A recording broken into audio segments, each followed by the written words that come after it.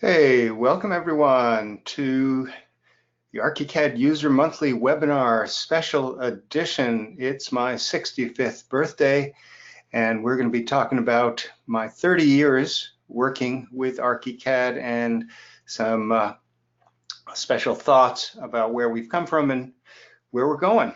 Let me know that you can hear me and see me. I haven't started sharing the screen yet. If you are a member of one of my courses and you're using Slack, you'll be able to communicate there. I'll show on screen how that looks. And if you're in not one of those courses, then you can use the standard GoToWebinar communication method. But we've started to use the Slack workspace for communication during the training classes that I run. I've set up, as well as the coaching calls, but I've set up a special area of the Slack workspace to discuss the birthday. So please, if you don't see that in the sidebar, just click on channels and then click on birthday and you'll be there. So I do see greetings from Chris Craver. Hey, it's been a while. Gerald, Konya, Eric Lutz, Martin Kelly, Richard Matthews from down in Australia. I see some people joining the birthday channel here. All right, so enough housekeeping. What are we going to be doing here today, and why am I celebrating? Well, so we have these monthly webinars for ARCHICAD User, in which I generally am interviewing users of the software, our favorite software, to see how they're doing things and to be inspired by their experiences and what they've accomplished. Well, today's my 65th birthday, and I know I don't look a day over 64, but you know, give me another day or two and I'll look like an elder. Anyway, I'm celebrating and looking back at 30 years of working with ARCHICAD. I started at the end of '89, so it's my 30th year, not quite 30 full years yet. Now I have some notes here so I can make sure I'm remembering things. So I was a reseller for a long time.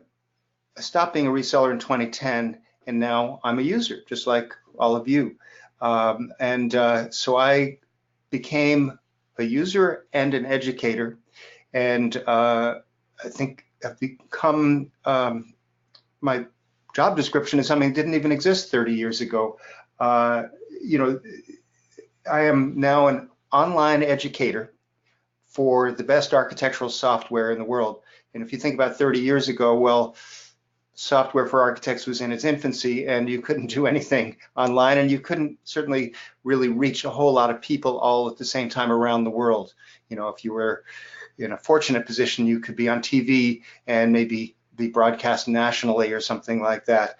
And only worldwide special events like Live Aid or concert sort of things, or well, later things like 9/11 would get everybody in the world to pay attention. And of course, we only have a small number of ARCHICAD users relative to the world population, but I am so glad to reach out to people in over 200 countries. I checked my YouTube channel recently and looked at the analytics for countries, in over 200 different countries there. So I'm celebrating a milestone, and so what are the milestones? Well, it's my 30th year with ARCHICAD, my 65th birthday, and my YouTube channel, which I'm sure many of you, if not all of you, have been to, now has over 25,000 subscribers. So I'm just really feel delighted and amazed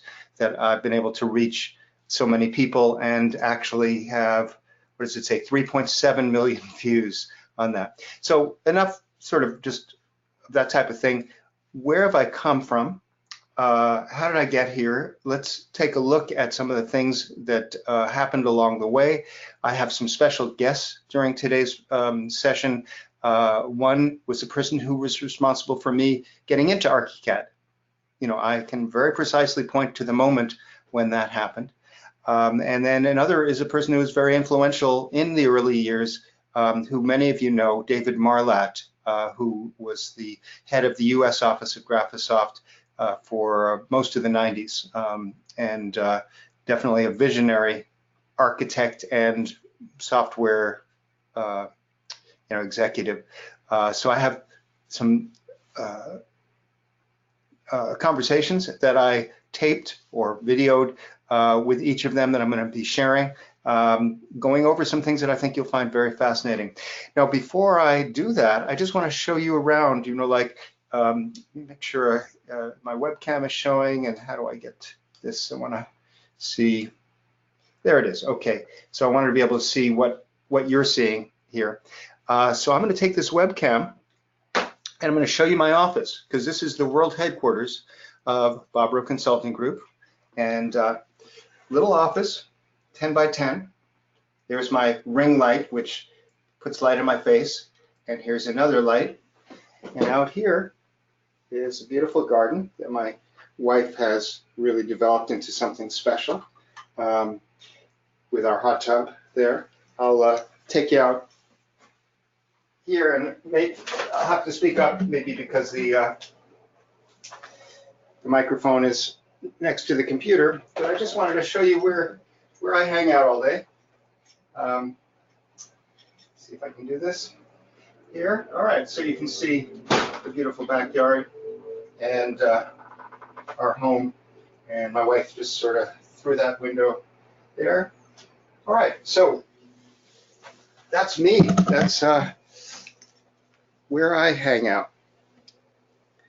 So welcome to World Headquarters. All right. So let's just see if they've got any discussion here in the birthday channel. Okay, we got a few of you on there. So Diane and Michael. Yeah, Diane, you met me in my early 40s. Well, I started working with ARCHICAD when I was about 35, and moved out to LA when I was 4 years later. So when I was 39 and turned 40 that year, and you were one of my first clients within the first few years there. And so if you're in the coaching calls one, can I get into the birthday channel? Ken said you just click on channels and then you can go join the birthday one. So just click on channels here. And Henry was asking, okay, about how to connect up. So good. All right, so we're going to move on from those sort of things and a little tour. And let's just take a look at some of the things that I've done in ARCHICAD along the way, very, very briefly, and then where I came from. So in fact, actually, where did I come from? I was born in New York City. We moved out to Los Angeles when I was 13 in 1967, and went to high school there, college in Berkeley in the Bay Area near San Francisco. And I graduated with a degree in computer science, but at that time I started to expand my horizons and actually became a professional dancer. If you go to bobrow.com and you click on the About page, you'll see a picture of me when I was young and rather svelte. I think this is when I was about 30. Later on you'll see a picture of me and my wife and our son. This is, of course, these pictures get out of date before you know it. This is when he was a teenager. Now he's 29 and he is a musician. So that's a little bit about the personal background. Now, I'm going to be sharing a story of how I ended up getting into ARCHICAD, but along the way, I think many of you know that I was a reseller for 20 years, from 1989 through 2010, most of 2010. And during that time, I, of course, learned the software, started training and consulting right at the beginning, and developed a whole approach that I call the best practices method.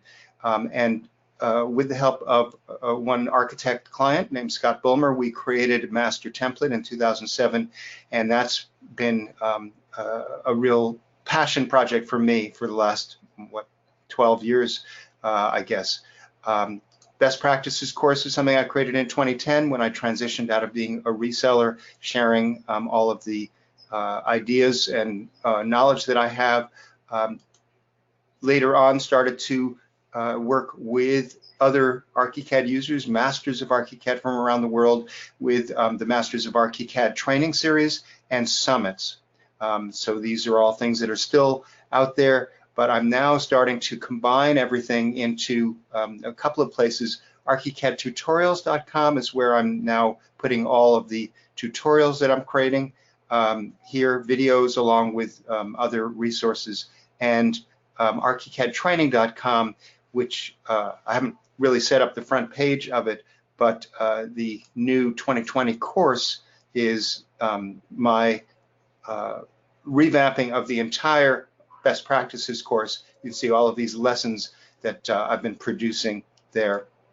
Along the way, coaching program. So these are ways that I just love helping ARCHICAD users with taking the principles, best practices principles into practice. Now, before I go on any further, I'll just take one commercial message here, which is I'd love to have you help me celebrate turning 65, and I'm going to ask you for a contribution. Now, you can contribute any way you wish, but you could give me a warm testimonial if you felt like I've given you a lot over the years, if you've learned a lot from me through the courses or tutorial videos, etc. You can scroll down on this page to share your experience of my work and put that in. So in other words, the classic thing of, the only present we request is your presence. Well, the only present I request is your comment, your feedback on my work. But if you would like to celebrate with me in another way, then feel free to grab my training at a special holiday, or not holiday, birthday price. So 65 pricing, you'll see here pricing that I've never had before. So this is at bobrow.com/65. So that's my commercial message. And now we'll go on after the word from the sponsor. All right. So one of the things I'm very proud of that I just set up this week, literally, is the ARCHICAD jobs board. And the jobs board answers a question that has come up many times over the years. ARCHICAD users contacting me and saying, I'm short of work, or I'm between jobs, or I just got out of school. Do you know any firms in such and such an area that are looking to hire? As well as the other side of it, which is, hey, Eric, I'm swamped with work. We really need somebody. Who can you recommend in our area? Well, that's what a jobs board is about. So I set this up literally just a few days ago, and look at this. Job listing after job listing after job listing after job listing after job listing. And I just set up today the job map. So if we zoom out, click the minus here, or just use your mouse wheel to zoom out. Let's see.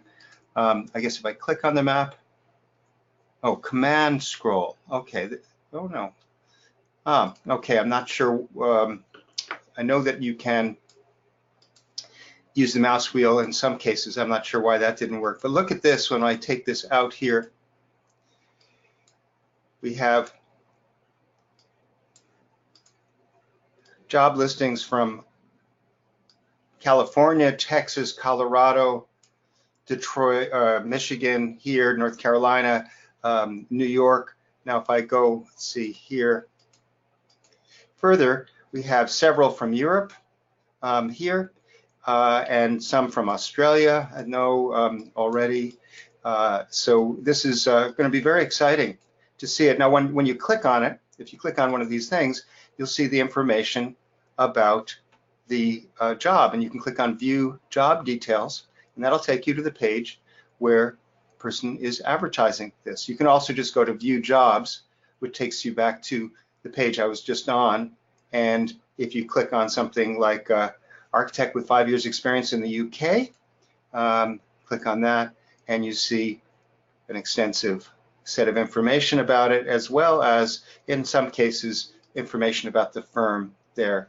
And if you're looking for work, you can upload your resume, basically sharing the fact that you are a skilled ARCHICAD user here, and that you're available for work. And in the resume section, you can then just give some of your background, experience, education, and links perhaps to a portfolio.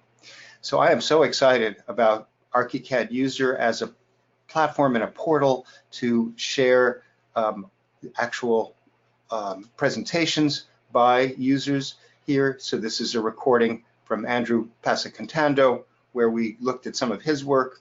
We bring this up and you can see just all of the stuff that he was doing. This was from last year, and just the actual steps for doing things. So all of this is just so exciting, I think, for us all to see. Let's just see one of the ones that's really detailed. I loved his presentation. So tremendously detailed work here. Let's see if I can pick. There we go. Okay, there's one. All right, so how did I get here?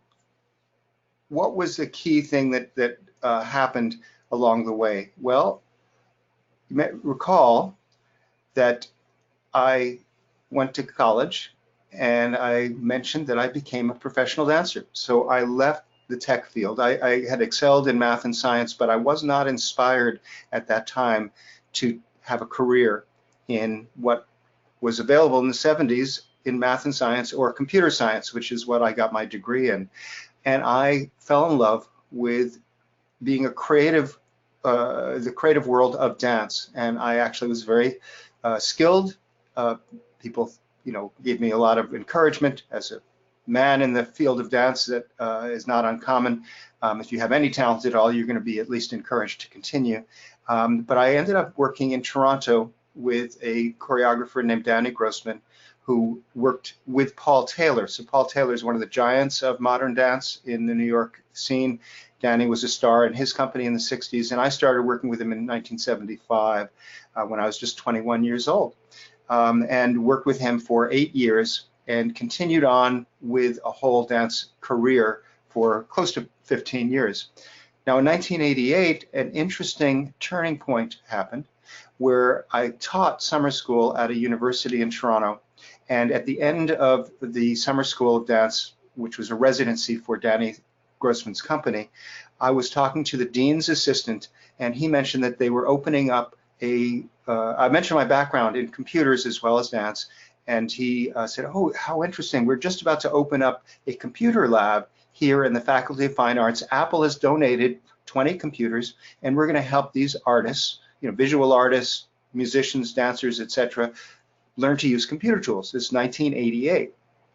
Well, short story, I applied for the job because they were looking for someone like me, and I ended up taking it. During that next year, I learned a whole lot of different software programs because different software developers were donating or making available their software to the lab. And one of them was a 3D architectural software called ARCHICAD.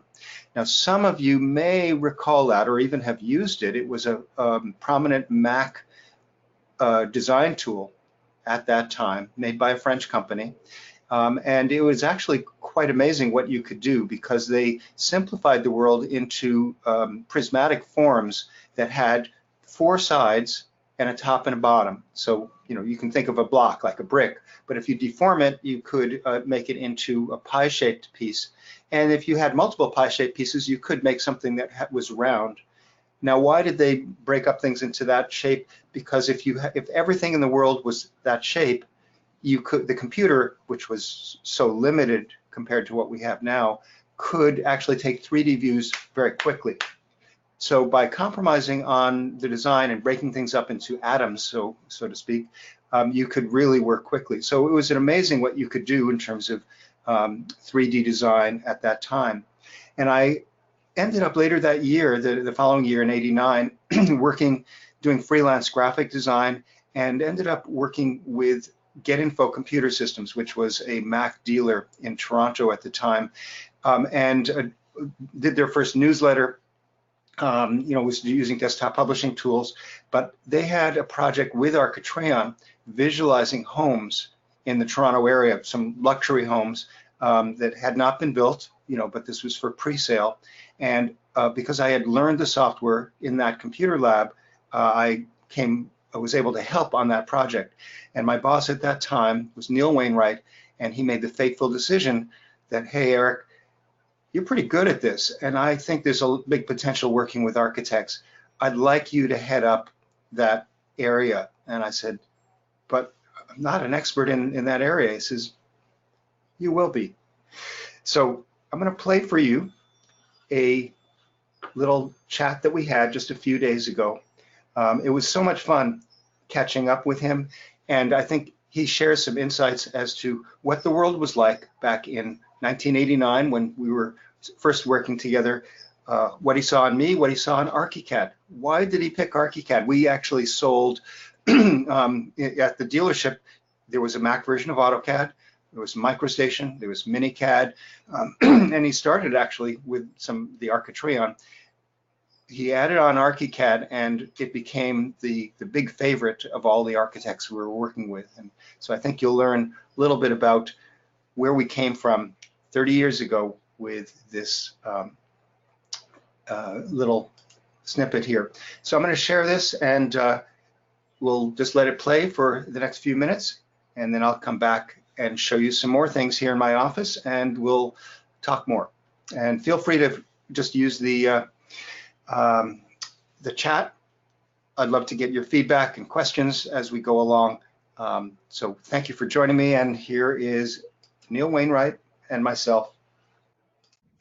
Hey Neil, really delighted to talk with you. It's been such a long time since we got to know each other originally, and it's been probably close to 10 years since we really had a chat. So it's been a while, and you were such an important person in my life because you were the person who steered me to work with ARCHICAD. I'll just want to go back and say, thank you, and let's talk a little bit about 1989 and where things were at then. Sure, that sounds great. I'm really pleased to be talking to you again.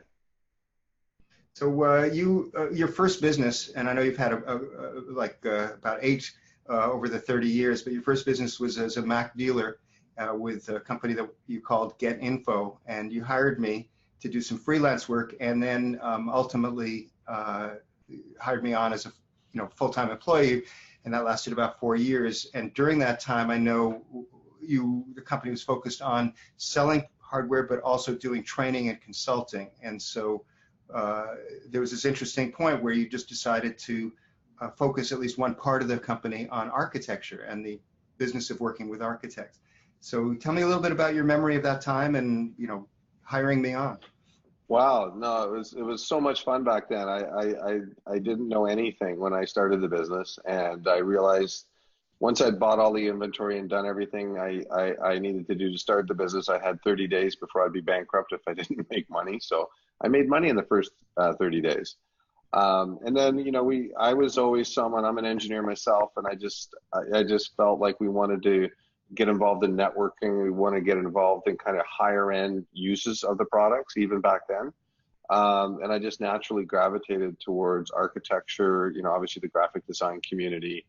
And we did a lot of work in networking for businesses that wanted to talk to their mainframes or mini computers or other PCs and all that stuff.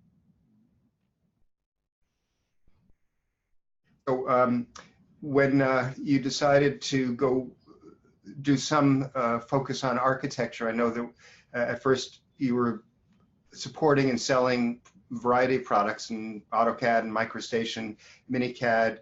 ARCHICAD was the Mac-only 3D modeler that I started doing some work with you on that, and then ARCHICAD. What made you choose ARCHICAD as a platform? What were your thoughts back in 89, 90? Well, I guess I've always been a software person, and I just looked at ARCHICAD and I thought it was an amazing piece of software done by almost math geniuses in a way, and the way they constructed the software. And I just thought it was very leading edge, and I thought it would have a long future ahead of it. Didn't realize how long, Hmm. but I just looked at it as a very solid piece of software, and I just kind of gravitate towards that kind of stuff. So it was just something I thought would be a nice fit, and it would showcase what's possible with technology too. Right, and what's possible on the Mac, that was a key thing, because it was a Mac-only product back in those days. Uh, Yeah. Now, when I started working with you, I started doing some freelance work with graphic design and desktop publishing, and I remember creating your first Get Info Informer, I think maybe was what you called the newsletter. And then by a fluke, you had this contract to do, I guess, working with some consultants to do some visualization for a client of some high-end luxury homes. And because I had learned Architrion at a previous job that I had, at least learned enough of it to help out, you know needed a little help, and I helped on that project. And as I recall, as the project was winding up, I started doing a little bit more of the client sort of follow up and taking care of the loose ends and making sure the client was happy. And you and I had a chat, and you said you wanted to go more into this area, and that you saw that I could be a good fit there. What do you remember about that, just in terms of me and making that overture, like, hey? You just had a strong commitment to get it done and get it done well. I immediately saw that you had strong empathetic skills, and those are things that you need when you're working with customers. And they're obviously anxious; they need something done, and you were there to solve it. And I really never had to worry ever about the quality of your work. From day one, it was always like you would always put in whatever effort was required to make sure it was a really strong result for whoever we were working with. And it exactly what happened the whole time. You were great. Well, I recall that you had confidence that I would learn, because I said at that point, well, I don't know how I'm going to work with architects because I don't know that area. I'm not an expert. And you said, you will be. And Yeah. that confidence in who I could become, I've treasured. It's carried me forward as part of my DNA to say, you know what, if I don't know something, I can probably figure it out. If it's important, I'm gonna work at it. Well, you were back then, and more so now. You're a super smart guy, and I just knew that you could pick up anything and run with it. And just in give me a little of the history of what you've been up to in the last couple decades. Certainly, that's been borne out. You know how to work with people and to delight them with your work. And I'm shocked at how many views you get on your YouTube stuff. I went and checked you out before this, and that's amazing. That's a testament to the faith and trust that people have in you, and the value that you offer them. Thank you for the kind words, and I think this is something that's so important in our lives, is the support we can give to each other and the connections that we have. Tell us just a little bit about your current company, that you've been startup, or you've been going for the last year or two. Yeah, it's a new startup called UpHabit. I've been building it for about 2 years now. We just launched on the app stores for iOS and Android in February, late February. We're kind of in quiet mode now. We're not going to start really a marketing push until June, because we have a few extra features we want to build. We want to get some of our onboarding stuff cleaned up, and some of our customer communications, and then it's a personal CRM, so it's meant to be something that helps you stay in touch with the important people in your life, like you and I. Over the years and sometimes decades, you can set reminders to follow up with people. You can make notes about people. You can categorize them with tags. All of that's, and it has an auto discovery ability where it connects to your address book and your email, and it gathers up contacts. But it's kind of a noble cause for me, because it's all about people and their relationships. We're the anti-social media, so it's not there's a free version, but there's paid versions as well. We're not your data is private to you, very private to you, and all of us, that's part of our DNA. We'll never do anything with the data that we're trusted with, other than use it in service to you, to help you with your relationships. And it's been really cool. I built a great team, very strong culture. One of the things I think I learned over the prior 7 businesses I did, I'd actually defined the culture and the values of the company before I hired anybody. And as a result, I have a remarkable group of professionals that are super smart and super nice, and they're very dedicated to what they're doing. Right, right. Culture is definitely so important to, I think, attracting the right people to work with, and attracting the people who will benefit the most from any product or service. So I remember your motto at the time when you started to get info, was put on the back of that first newsletter, was our team is number one, or no, our customers are number one and our team is number one. And you basically said, you know, focus on the people, and of course the products come later. And I know with UpHabit, you've you know, you've just continued to develop that just as part of the core. You know. Yeah, it's funny with UpHabit. I'm wearing an UpHabit T-shirt. You can probably see it if I stand up a little bit. But on the back, it says it has 3 lines. The first line has number 1, and it says the team. Number 2 says the habiteers, which is our customers, and number 3 is our product, or our app, in fact. So it says literally our team, our habiteers, and our product, and in that order. Because I don't believe if people aren't being supported properly inside the organization, they're not going to be able to support and service customers outside the organization. So I wanted to focus on them first, and it's paid off in spades. They're awesome. Yeah, well, your trust in me was very influential in my life, and I'll mention a little anecdote. Just it's funny. Back in the day, there were no laptops, at least nothing that you could use professionally to do things like CAD or desktop publishing. And so I wanted to work at home some of the time. I had just, my baby had been born. He's now 29. So you were kind enough to buy an extra monitor. So these were big, bulky CRT tubes, right? That, you know, you allowed me to borrow it for as long as I was working, you know, put it on a desk at home, and I took the computer back and forth. Now, this was not a light little thing. This was a tower thing, and I put it in a backpack, and I didn't take a car or a streetcar home. I would often bicycle to work. And so there in Toronto in the winter on snowy days, I would be bicycling. It was only about a 10-minute bike ride, but I just remember that you trusted me there. And when I told people about it at different points, they said, he lets you do that? I said, yeah, I mean, I'm a skilled bicycle rider for decades.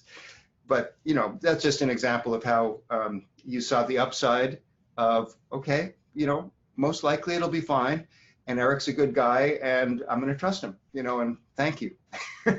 My pleasure. I remember you had this cool satchel too that you put it in, so I remember that quite clearly. Yeah, yeah. So Neil, thank you so much for joining me for this special occasion. You know, really, it's a pleasure to reconnect, and you know, we'll be able to touch base periodically with your habiteers, with your UpHabit. We'll see what the next decade brings, you know, in both of our lives and in technology. It's been amazing, of course, how much the technology now facilitates staying in touch. And here's another tiny little story. So I reached out to a childhood friend who now lives in Chicago. I'm going to be going there for a conference in a few weeks. And I remember when I moved from New York out to LA in 1967, and I was 13, that while we could write penmanship longhand, and you could make phone calls, but phone calls were very expensive. So we would record on a cassette tape, a reel-to-reel, you know, little cassette tape. Hey, Richie, you know, this is what I was doing, and in class this happened, and he'd do the same thing and send it back. We went back and forth, you know, 8 or 10 times with this in those first few months when I was really missing my friends and stuff. So that's the type of technology that were there when I was a kid. So you can hear someone's voice and actually stay connected in your heart. So thank you, Neil. staying connected, and I really appreciate you. I appreciate you too. It's a pleasure to have been part of your journey and to seeing how successful and accomplished you become throughout it, and still, I mean, stay true to yourself, which is important. You know, sometimes when people get successful, they kind of change, and I haven't seen that in you, and I hope nobody sees it in me either. It's, you know, it's all about the people around you, and that's what matters. And I always want to keep that central to me and what I do. Mm-hmm. All right. Well, thank you, Neil. I think we'll finish this segment up, and I'll proceed on to some more things that I'm going to share with people in my 65th birthday celebration. 30 years working with ARCHICAD, and looking back and looking forward. So thank you, Neil, for being part of that and actually sending me on the journey to begin with. Well, my pleasure. I'm just thrilled for you, and I appreciate the time you've taken to talk to me today. It's wonderful. It's nice seeing you again. Okay, great. All right. So you notice that I've moved the camera around. I understand that, let me just move this where you can see me. Sorry about this. It's a juggling act here. But I understand that some of you could not see the clip. Others could see it, but not hear. And then many, I assume, probably were seeing and hearing it at the same time. So I did a test last night with this clip and the other clip, and it did record properly. So if you didn't see it live, you can potentially watch the recording. And I don't quite know what the issue is with GoToWebinar with playing a video. Apparently, it uses it may switch the audio output to a different device on your system, so you may need to double check that, or sometimes the where you're seeing it is gets hidden with other windows. I don't know, but I'm really pleased that I was able to spend some time with Neil and share some insights from that period that was so important in my life, and ultimately for all of you who have appreciated me and my work in ARCHICAD. You know, he was the person who, you know, pointed me in that direction, and I'm ever so grateful. So what I'm going to do right now is actually switch to look at some boxes here. We'll move some of the apparatus around here. Never done this before, but this is a special occasion and worth an experiment. So I'm tethered to the computer. It's not all wireless. It's all wires connected. And let's just see if I can get this where you can see me and the boxes. All right. Well, it's a little bit of an odd angle, but I think we can work with it. And just let me know that you can see. All right, can you see me and can you hear me okay in front of the boxes? Just let me know. I just want to read that.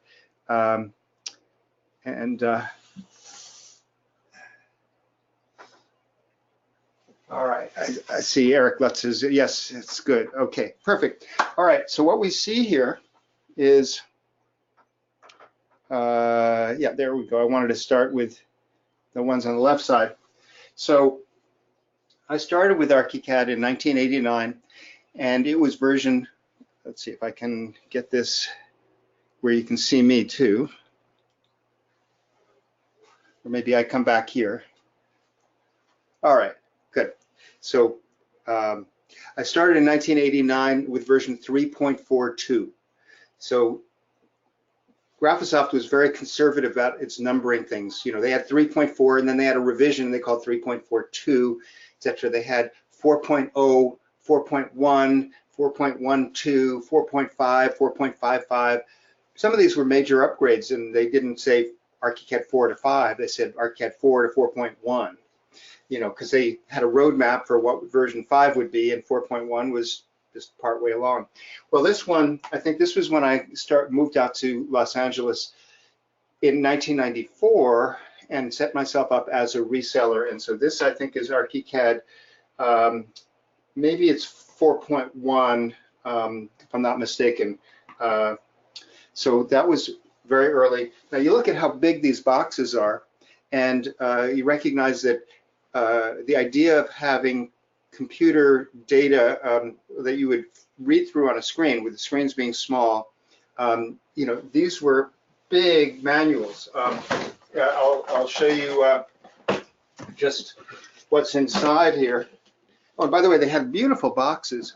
You know, so they would put a lot of rendering images, you know, of projects on this, so you could see what ARCHICAD could potentially do for you.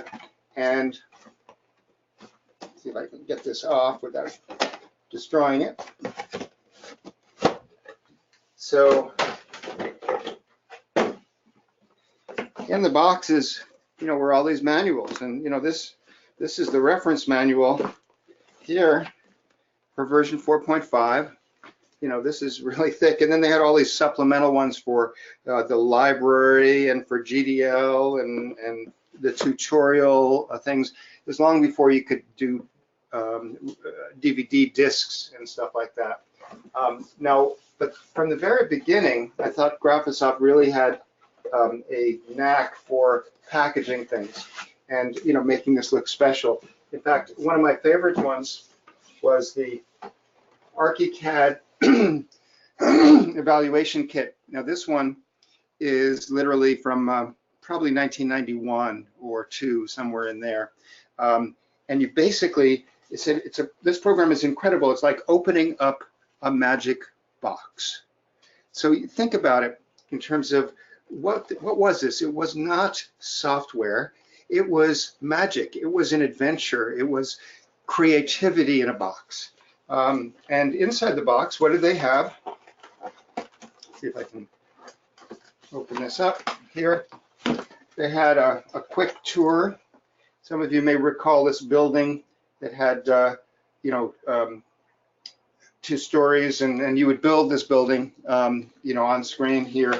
And you had a video tour on VHS, okay, there. So that was essentially showing you how it was going to work. And then the software was on floppy disks. All right. So I don't think this was an evaluation kit. I think that came out later.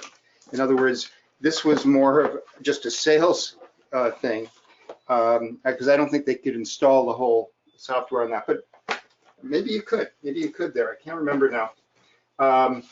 So that was the evaluation kit. Now, as I mentioned, I love the packaging.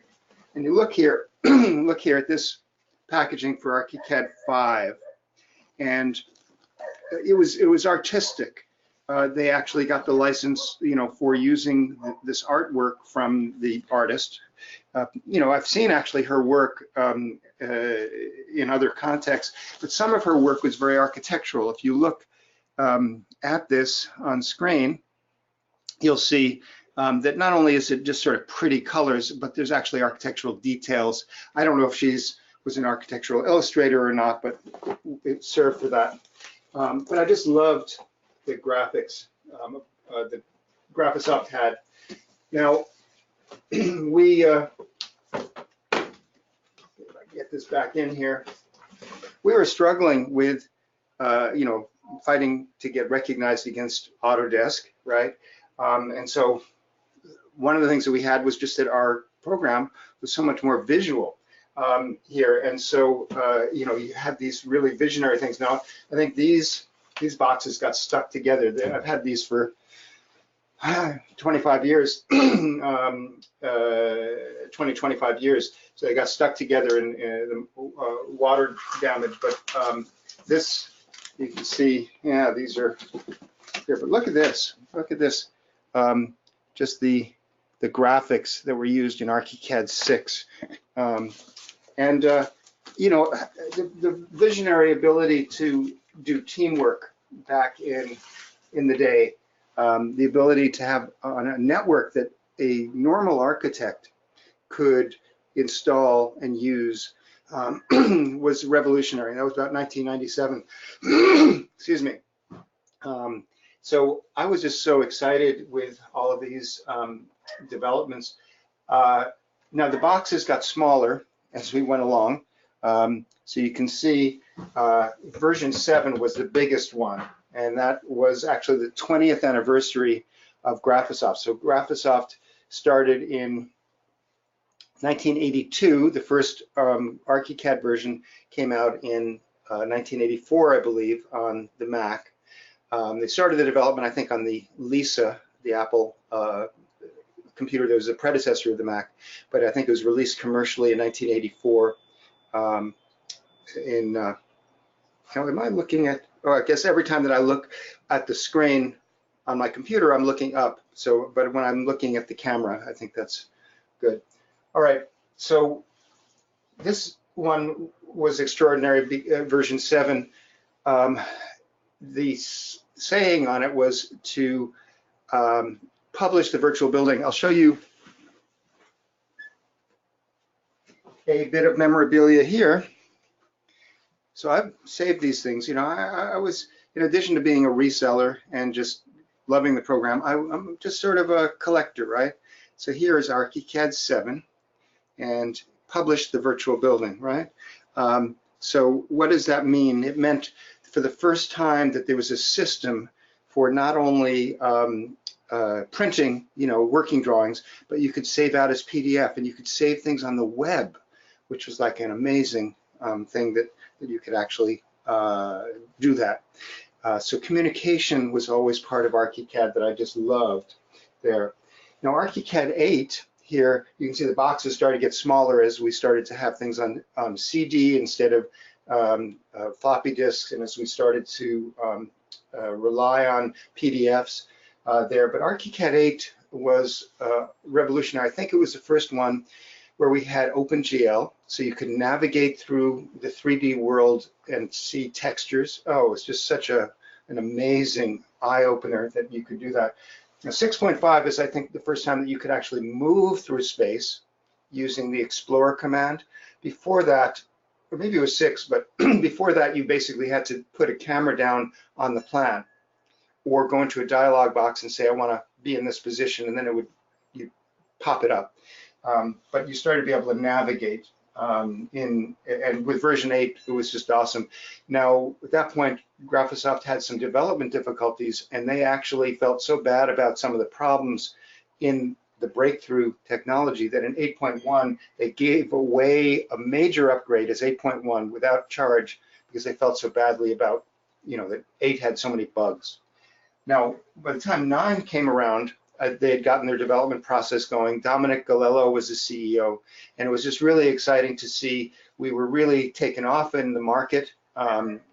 BIM was just starting to be recognized as like basically the generic name for the virtual building. So we coined the term virtual building, but building information modeling, essentially the same idea of something in the computer that really represents the building model with information, the whole shebang.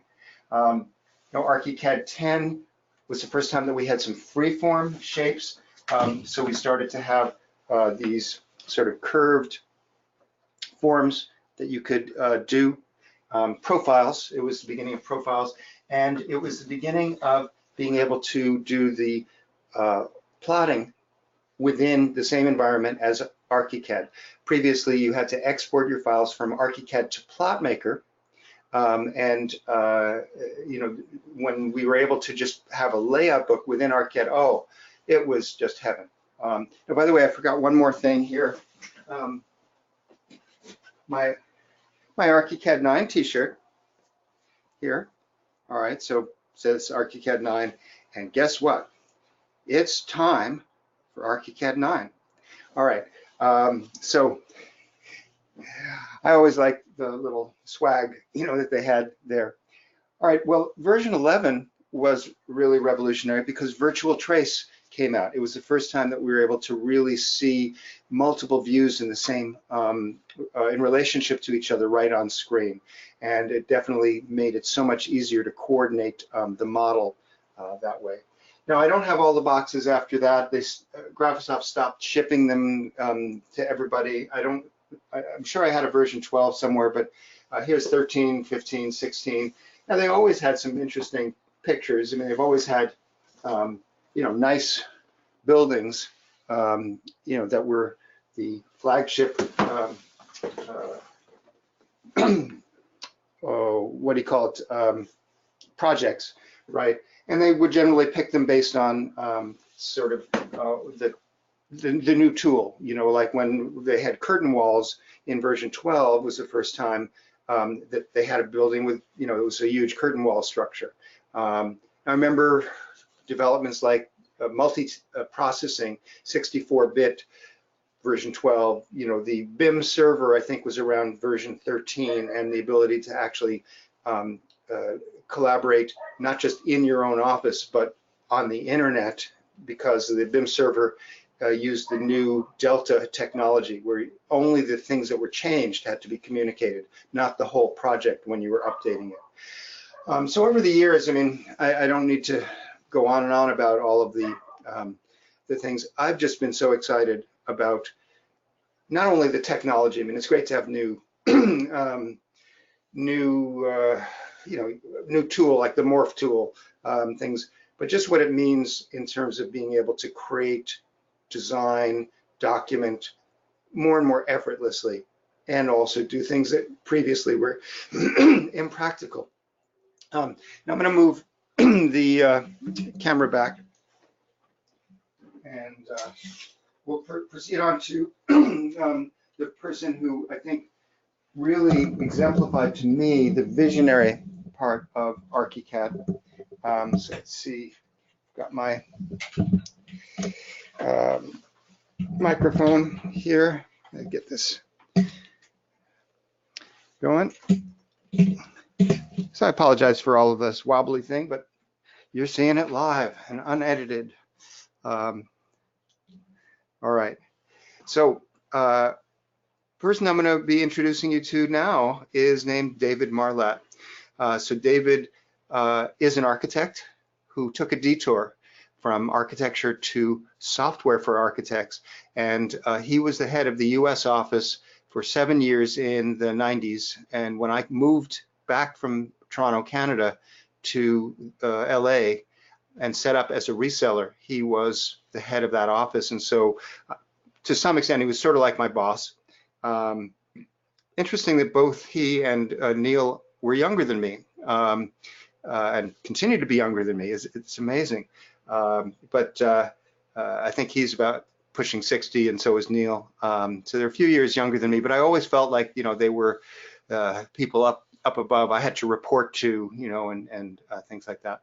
But we'll take a look at David Marlatt and a discussion that I had. He was known for his visionary ability to share things, and I'm going to show you actually a couple other things before we do that. Back in 1989, I started working with ARCHICAD, and this was a promotion for version 4, which came out in maybe 1990 or something. And this work right here is my work, not my design work, but modeling. So back in 1990, you can see, that we were able to do modeling for, a reasonably sizable project there. That was in Toronto. And what was the other thing? Yeah, so we were doing cutaways, so things like this. So this was actually a graphic that I put together, multiple images. And here's one of the first ones that I did that was a photo visualization. So this is a building that was going to be remodeled, and basically the center building there was modeled and put into the context in Photoshop, and so that was interesting back in early 90s. So those are some things there, and I'm going to show you, I think I can just grab it, something from David Marlatt's day. So this is one of my information packs that I would give to people when I was meeting with them. So long before the days of webinars, we would do seminars, and of course I would do one-on-one meetings with people. Now, this was the general ARCHICAD brochure, and it had that beautiful graphic. Oh, and I'll show you, I actually still have a cup. So this is a Graphisoft ARCHICAD cup. So they actually had some interesting things. So this, this was the brochure, and I just thought it was really well put together with images and things like that. Showing the VR capabilities and things, and even like some really classy sort of translucent vellum for the working drawings there. Now, what I loved about this here is this article. This actually was not an article, it was a whole insert into Architecture magazine, or Arc Record, I think it was Arc Record. And Arc Record, so David Marlatt spearheaded this. So this was actually, Enter the Information Age. That was an article by Gabor Boyar, the founder of Graphisoft. And here's Architects Embrace Change with David Marlatt and his article. Now, he was the one who got this into Architectural Record, and so it was in front of, I mean, this is like 16 pages or something. It was a huge expense, maybe 1996, somewhere in there. It was just a huge investment to get ARCHICAD out there, and he did this, was able to get the budget for it to pay for the inserts, the advertising from Graphisoft's head office. The US office in the 90s was losing money because they were marketing, and we were gaining user share. But ultimately, when Graphisoft went public in 1998, there was a little turnover there because they said, you know what, we've been in the US now for 10 years. I think they started in '89 in the US, and we need to actually have it make some money, as opposed to keeping on investing, hoping that the US would be a great place for it. So those are some images from the 90s. One last thing here. This was my personal marketing piece. So Eric Bobrow, computer consultant. You can see that little Photoshop image that I had done, as well as a rendering of an interesting retail space that I modeled on behalf of a client. So that was how I promoted things back in the day. So let's take a look at David Marlatt and his perspective, both from the 90s when he was running Graphisoft US, and through to today, where he continues to be an architect, successful with, I think, about 7 people in his office, and still using ARCHICAD and getting all of the benefit from the technology that he can. So I'll be sharing that. If you can't see it for some reason, check to see if all of your windows are showing. Like sometimes you're seeing me through a webcam, but there's another window that's sharing my screen, and that might be hidden. And when I switch over the video, it takes over that screen, the one with the where I was sharing my computer screen. So check that. And if for some reason you can't hear it, I don't know. I remember reading GoToWebinar saying that you may need to check what audio connection is on, because it may actually switch when I put on the video to a different audio connection. So hopefully that will, you'll be able to see it. So we'll go on with a little conversation with David Marlatt, and then I'll be back for some closing words when my conversation with David is finished. So we'll put this on. Hey, David, thank you for joining me today. Really a pleasure to reconnect with you. We've shared some good history together back 25 years ago when I started as a reseller in the US, and you were heading up the US office. Great to look back on where things were then and what's come in between. Yeah, it was great to reconnect with you too, Eric. Yeah, so when I came to live in the US again, because I'm actually American, and set up as an ARCHICAD reseller, you were heading up the US office, and I know it was a very interesting and exciting time for ARCHICAD and Graphisoft in the US, because the company had only been in the US for about 5 years as a formal business operation. I remember going to the 5-year anniversary party when I had first moved back in the beginning of '94. So what was, from your perspective, what was so exciting and what were you so passionate about at that time? You know, what drove you at that point? Well, you know, opportunity really. I mean, I'm an architect by training, you know, a licensed architect. And so the whole Graphisoft experience was kind of a giant detour in my career. So I'm back to classic architecture now for the last 20 years almost.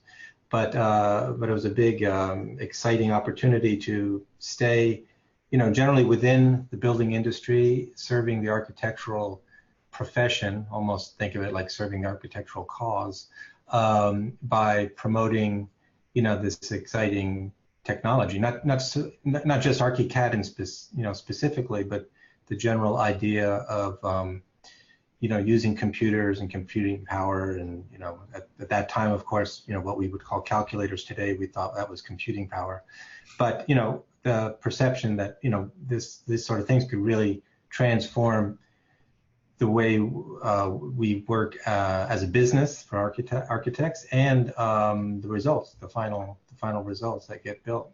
So that was all very, very exciting, and you know, we were going to change the world, or at least change our little corner of it. Mm-hmm. I remember you wrote some really thoughtful, you know, thought leadership type articles about the virtual building, and what was it, a virtual something, and I can't remember what the title was, but you were really painted the picture of where we could go with this technology. You know, I think a lot of people were very inspired by you, David, and you know, I remember that with, you know, just some real positive emotion, even not just sort of like, oh, that was well done, but just that was like painting a picture. Mm-hmm.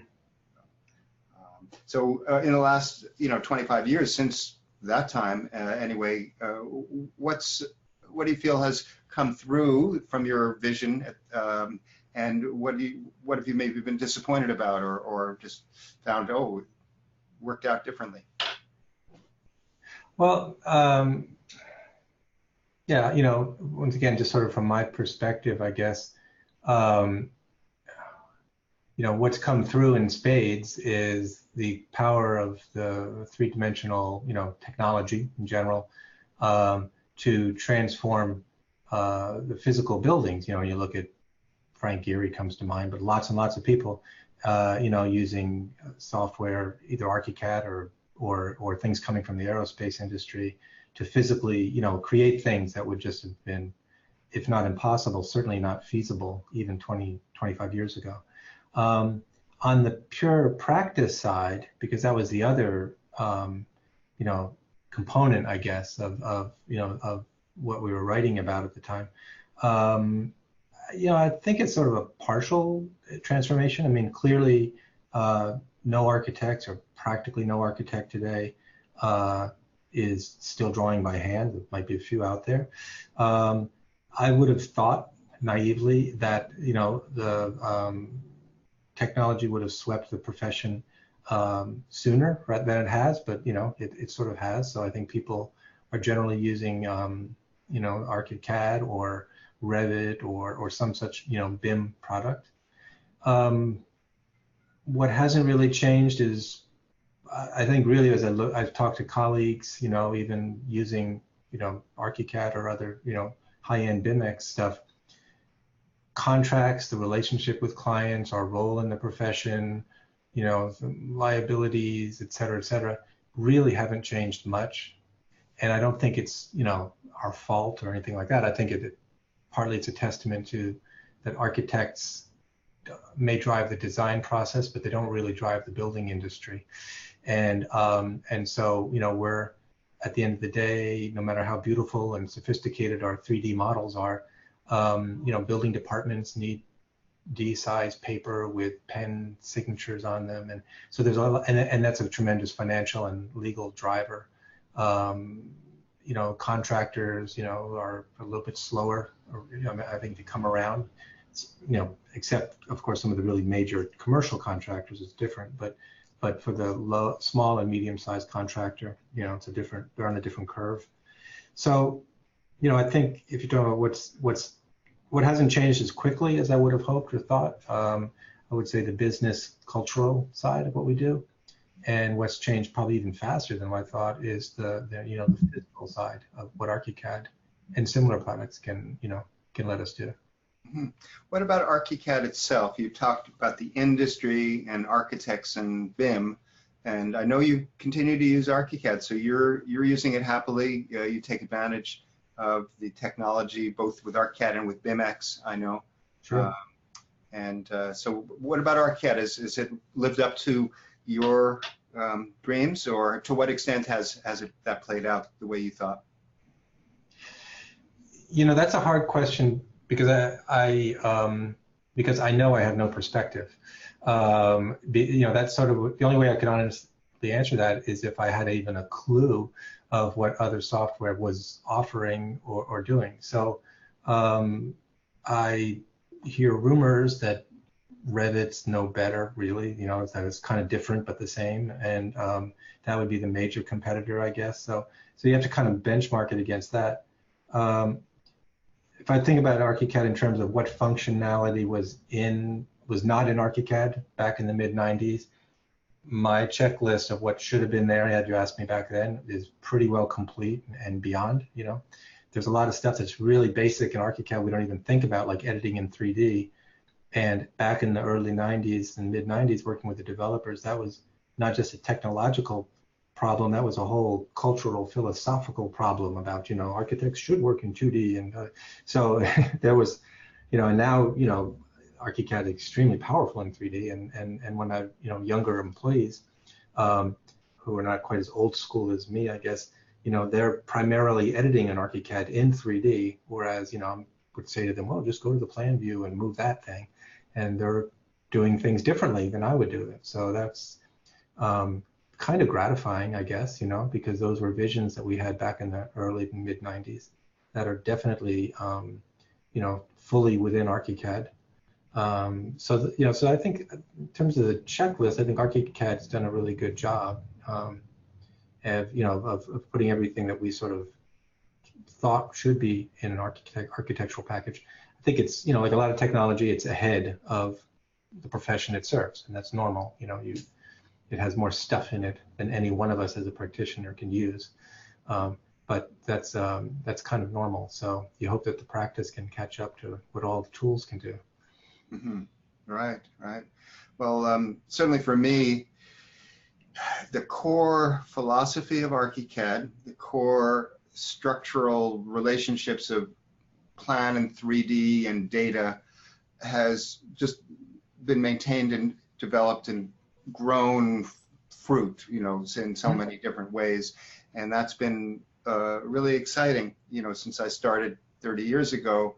I felt like, it has really checked off all of those, so many of those boxes. And, I'm continually being challenged by users who are saying, but how do I do this, or how do I make this happen? So, I deal with the front lines of just the challenges, the things that are maybe not as intuitive, or, the gotchas, or the interactions that just get very, very complex. But overall, I think Graphisoft's done a fantastic job of just integrating the many competing priorities and the different things that people need to get done, and the different architectural styles and just from around the world. So I love continuing to devote my life to working with ARCHICAD and ARCHICAD users. So it's great. Thinking back to the mid-90s when I met you, I was just 40 at the time, or turning 40. And so that was 25 years ago, because I'm 65 this coming week. So what do you remember about me as, a young guy? I mean, I have memories of you, and I remember being inspired by you, as I said, particularly with your visionary articles and the sort of fun atmosphere around ARCHICAD and Graphisoft. in the US office at the time. I think we were all sort of very optimistic, and it was going to be hard to beat AutoCAD, but Yeah. we had something special there. So Yeah. what do you remember about me? Was I precocious? Was I annoying? Was I, what was it? No, I don't remember precocious or annoying. I remember you being one of the most energetic people in our sort of, we had our sort of immediate, well, it varied, but, immediate dozen or sometimes up to 2 dozen sort of employees, and then just outside that circle of employees, there's a concentric circle of the resellers, and mostly the resellers, but at that time, resellers were resellers / technical consultants. As today that model doesn't even exist probably, but at the time, you were reselling ARCHICAD and providing the tech support and the installation, and terms that you don't even think about anymore with software. So so there was a circle of there were circles of people who were in terms of expertise and energy and devotion, kind of moved further and further out. So the furthest out were very casual, and the furthest in were, the acolytes. So, and you were definitely in the inner circle. There were people who were like driving this, and I think, as I recall, sometimes you would even challenge us occasionally, because you'd want to know, why can't you do this, and why can't it do this, and why can't that happen? And we said, well, I don't know, or so I'll get back to you. We'll call you back. And there were kind of, I wouldn't say, it was just the whole CAD software industry in general in the 90s was kind of immature compared to today. So we were all just figuring it out, a little bit as we went along, and that's part of what gave it that energy that we thought, anybody can do this if we can.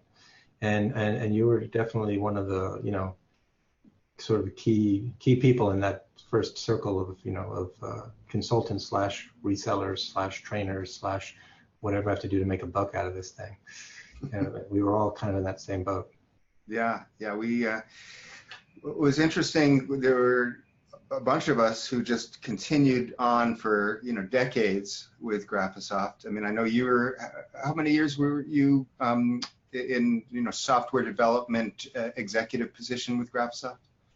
Well, with Graphisoft for 7 years, and then prior to that, I was in Paris with Advent, making they obviously made Artlantis Render and other products for about 5 years before that. So yeah. You had about a 12-year hiatus from being an architect to focusing on software related to architecture. Yeah. Yeah.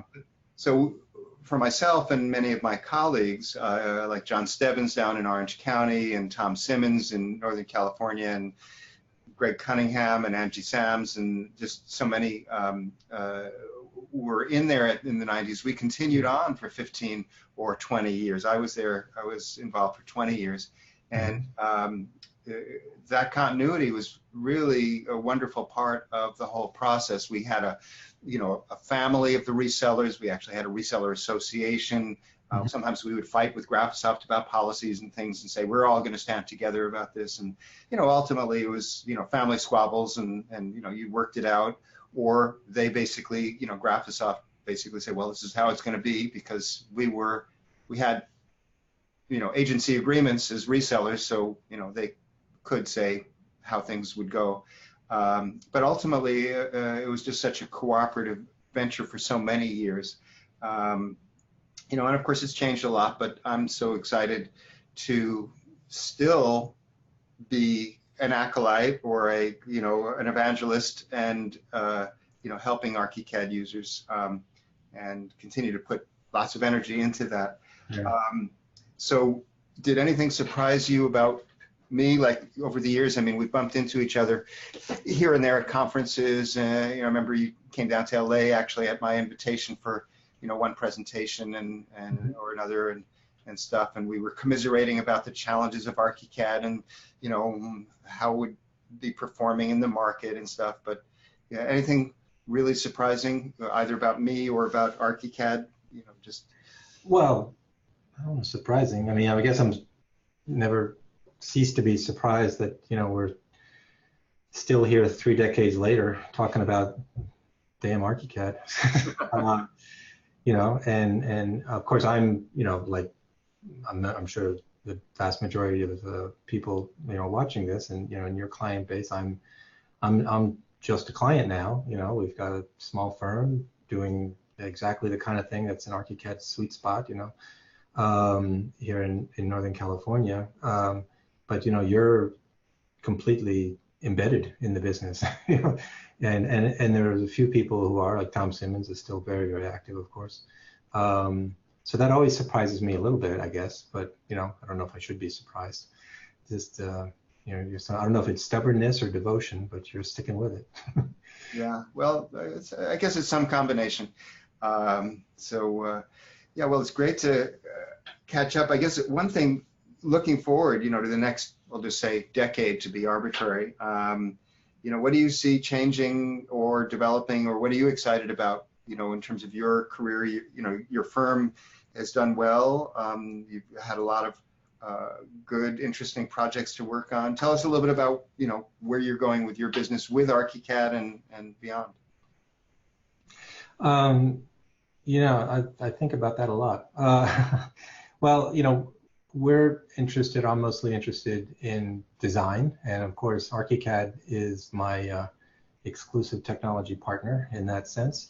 So we're keeping up with all the latest versions and beta this and beta that, and always trying to push and find ways to use ARCHICAD to advance our goals.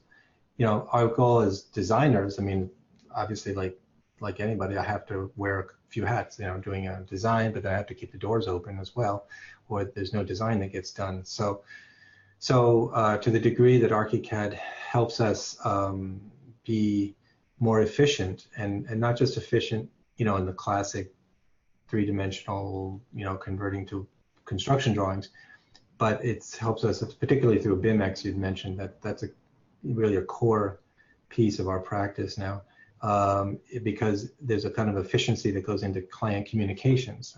As any practicing architect knows, the time you spend just talking to your clients, and which they're very nice people, but the time you spend just talking or emailing or explaining or saving out 57 views of something, so that's a big hit. And anything we can do to be more efficient, is more time that we can be spending on on other things. It's not just a matter of being more efficient on, stair details and whatever.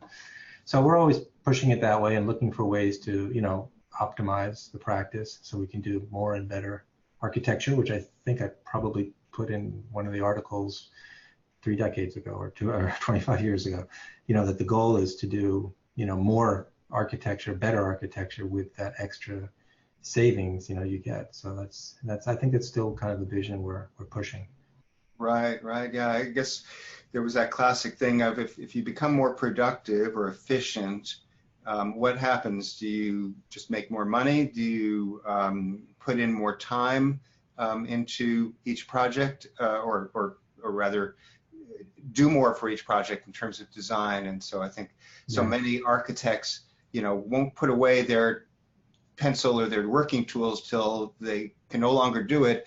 And so in terms of the working day, if you have more time for the project because you've already gotten it up to a certain level, you probably keep working on the project. Keep working, but then hopefully it's a better project. So hopefully. Yeah, and so I think the future is pretty bright just in terms of using the technology. I'm seeing certainly some things with the net zero and passive house and energy analysis and things that the computer tools, not necessarily ARCHICAD leading the way, but the computer tools are allowing better design that way.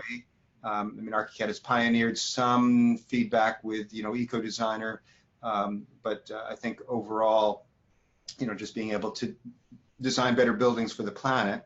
Sure. And of course, as you've pointed out, some of the architectural forms that now become practical to manage, design, and document and fabricate, right? Are really developed, so I think I'm still excited, where we're going to go in this next decade. Oh no, I agree. I think it's we've got lots of room to advance. Lots of progress to be made for sure, in ways that we haven't even predicted yet. Right. Well, David, great catching up. Looking forward a little bit, and we'll touch base from time to time over the next decade. And yes, that's right. We'll do this again in 10 years. Yeah. So good luck with your firm, and I know you've got like about 7 people there now. Is that right? Mm-hmm. Yeah. And so may you maintain it at just the optimum size, where you still get to work yourself with ARCHICAD, right? I do, absolutely. I was just minutes before this we started. Had 3 models open. I'm trying to figure out design of 3 different things in 3 different parts of California. All right, right. Okay. Well, great talking to you, and we'll finish up for now. Thank you. Okay, and happy birthday. Thank you. Okay. Okay. Bye-bye. Thanks. Bye-bye. All right. So I think we're getting through all of the stuff that I had laid out there. I hope you enjoyed that conversation with David Marlatt. I think he's just such an inspiring guy, his vision of things, and ever so thankful that he gave me some mentorship and guidance as I was getting going, and as I was being one of the very active ones who was like gung-ho to create my own business, selling ARCHICAD, training and supporting. Now, I'd like to see if there are any questions, any comments. I mean, there have been certainly some nice birthday greetings from many of you over the course of this session. So please put in some additional comments, put in some questions. I'm happy to answer some questions. And I really would like to ask you to help me celebrate 65, whether you're seeing this live or you're seeing a recording, by going to bobrow.com/65 here, and either buy my stuff or give me a testimonial. So in other words, don't send me a gift, send me some cash, and I'll give you everything I got in terms of training, or send me just a little statement of how you've been helped by my work. That's the best gift that you could give me.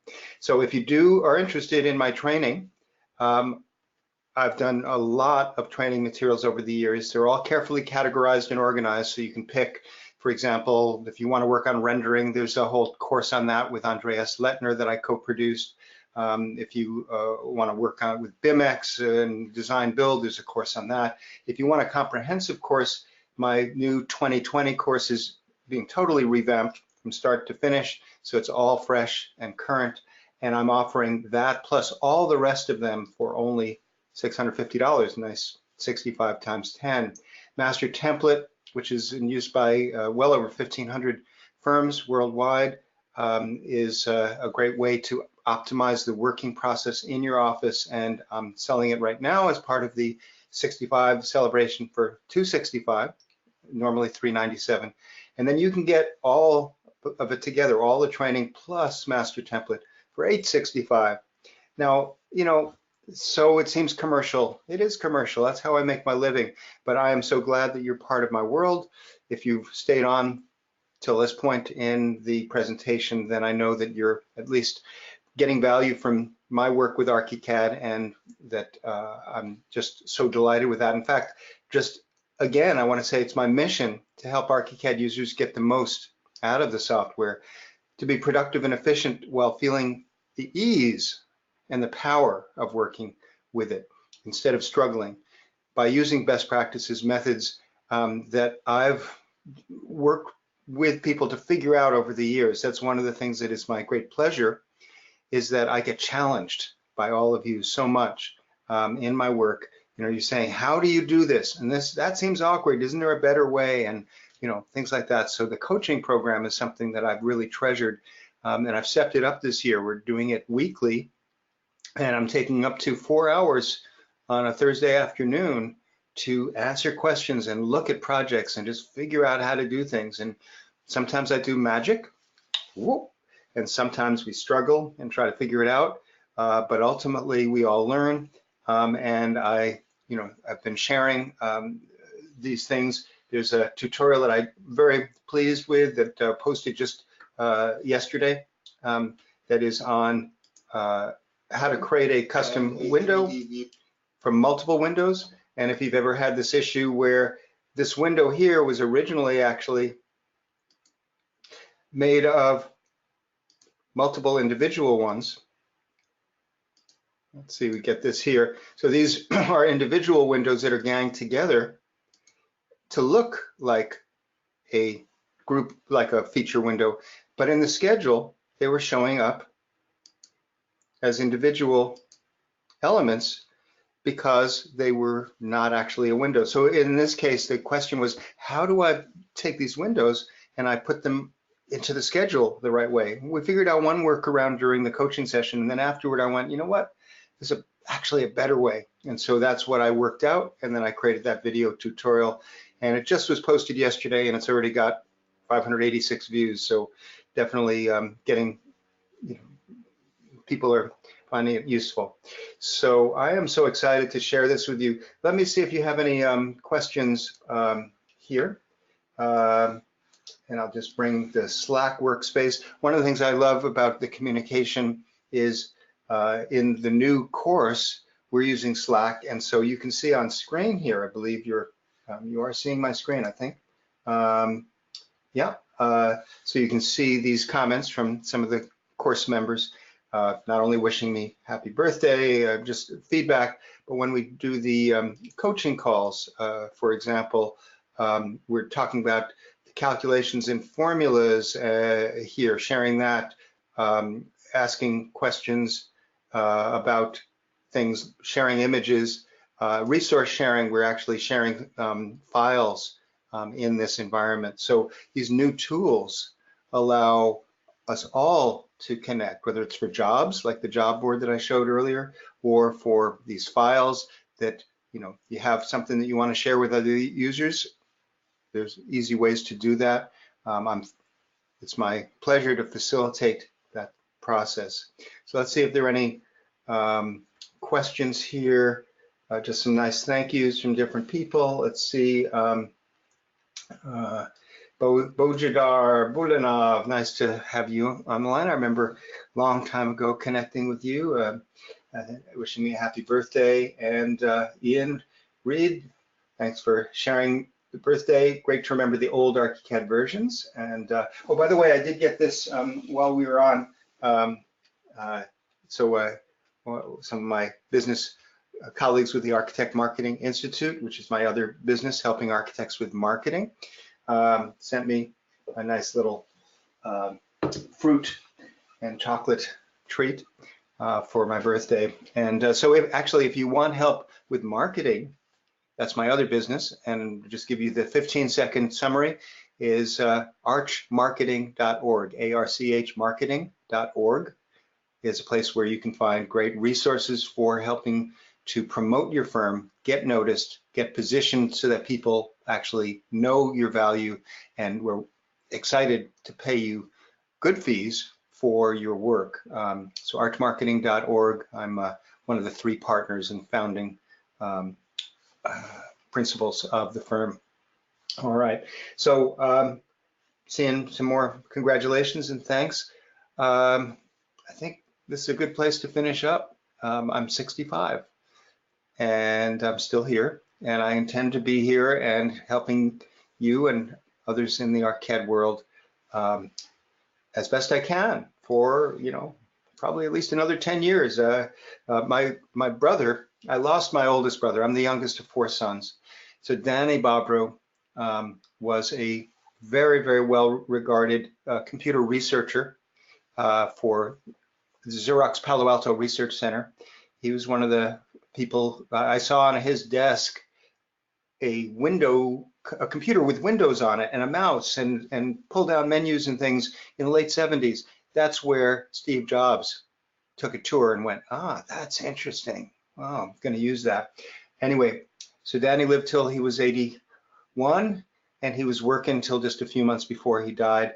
And why? Because he said, well, he would take vacations, and he and his wife would go to Europe and to Asia and different places. But when he wasn't traveling, he said, what else would I do? I mean, I love what I'm doing. I love this work. So, you know, he essentially said, don't tell Park, where he worked, that even if they didn't pay me, I would still come in, you know. So that's sort of how I feel with ARCHICAD. I just want to keep helping people, and I enjoy it. I love the software. It's just been a treat. So partake of the birthday celebration, bobrow.com/65. It'll be on through April 30th. And share your experience of my work. Please just fill in some information here so that others will be able to see you know, the value that you've gotten, and that will just help me a lot. It'll help me as I share the work to go further. So I think a nice little comment from Buzz Brian. I always rest easier knowing you're still out there knocking around. And you know, Buzz, likewise, we're all getting up there in years. All right, okay, and I see a comment from Michael saying, please post this session. I keep getting called away and would like to watch it again. Well, I hope everything recorded properly, and I will post it, you know, certainly by tomorrow. And then I'm heading off to the wine country with my wife to a beautiful retreat center called Harbin Hot Springs, in a couple hours away. It burned down 3 years ago, and it has come back. They've rebuilt a substantial part of it. And so I went there when I turned 60. I've been there quite a few times over the years, and I'll be taking off the next few days to get away from the computer, get away from work, and just celebrate being alive. So thank you for being part of my world. Thank you for giving me some purpose. I've seized the mission, as I see it, to take my caring, empathetic people skills and my ability to work with technology, merge them together and help people like you who are creative beings in the world with a great mission to, I think, create beauty and enduring works that people can live in, work in, and just appreciate for many, many years. So let's keep doing this together. Thanks for watching.